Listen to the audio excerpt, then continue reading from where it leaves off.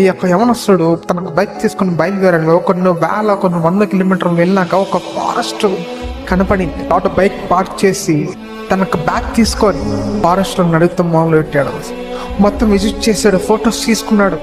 అక్కడ లైట్ అనేది డార్క్ అయింది. తన దగ్గర చూస్తే టార్చ్ లైట్ ఉంది కానీ దాంట్లో ఛార్జింగ్ ఉంది అనుకున్నాడు, కానీ దాన్ని తీరా చూస్తే ఛార్జింగ్ లేదు. మొబైల్ లైట్ ఆన్ చేసుకొని చూసుకుంటూ వెళ్తూ ఉంటే దారి మర్చిపోయాడు. మొబైల్ ఉంది, చిన్నగా వెలుగుతుంది లైట్. దారి మర్చిపోయాడు, ఎట్టు వెళ్ళాలో అర్థం అవట్లా.